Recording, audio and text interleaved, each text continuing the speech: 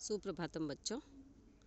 प्रथम अंक के महत्वपूर्ण श्लोक हमने पिछले वीडियो में पढ़े।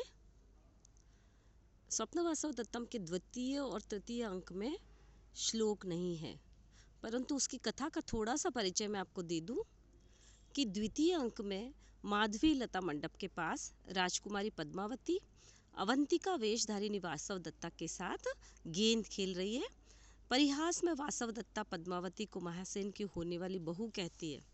तब चेटी बताती है कि राजकुमारी पद्मावती वत्स देश के राजा उदयन के गुणों पर अनुरूप है।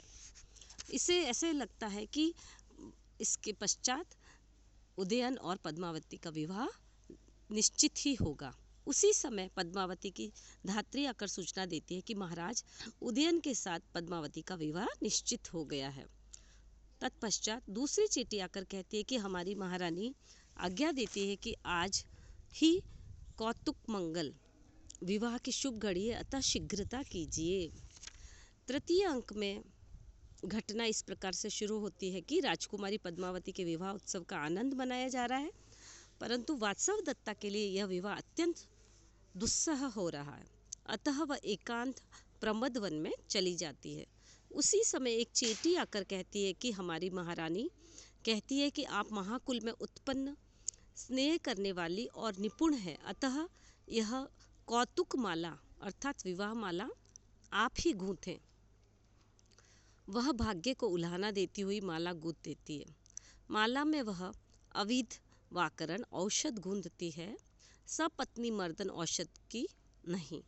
एक अन्य चींटी आती है, उस सुंदर माला को लेकर दोनों चली जाती है।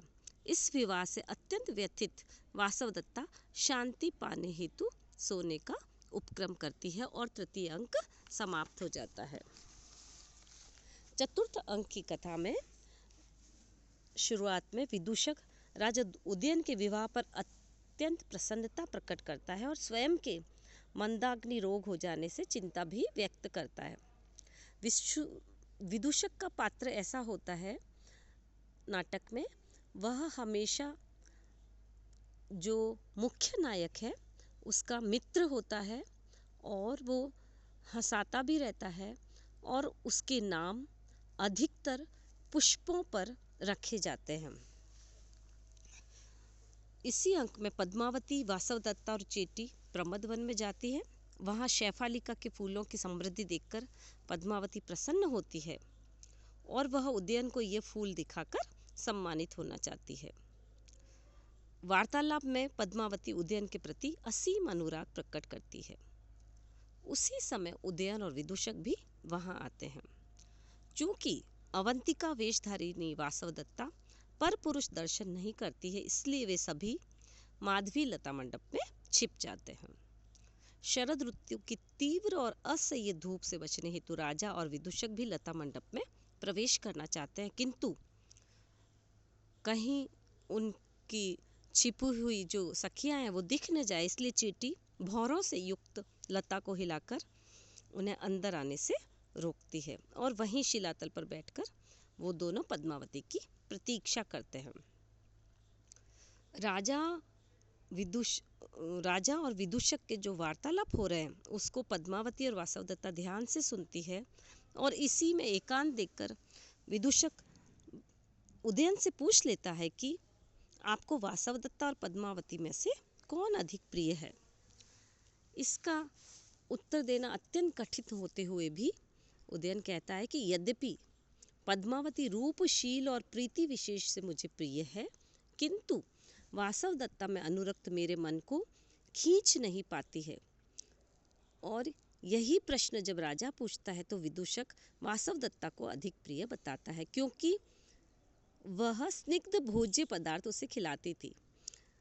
विदूषक की एक विशेषता ये भी है कि वह सारे समय खाने की ही बातें किया करता है, उसे पेटू भी कहते हैं और साथ ही वह पद्मावती की भी प्रशंसा करता है। इस परिहास से वासव दत्ता की स्मृति नवीन हो जाने से उदयन की आंखों में आंसू आ जाते हैं। विदूषक मुख धोने हेतु पानी लेने चला जाता है और अवसर देखकर वासव दत्ता पद्मावती को राजा के पास भेज देती है और स्वयं वहां से निकल जाती है। पद्मावती द्वारा आंखों में आंसू आने का कारण पूछने पर राजा और विदूषक काश पुष्प के पराग गिरने से आंखों से आंसू आ गए हैं, ऐसा बहाना बना देते हैं।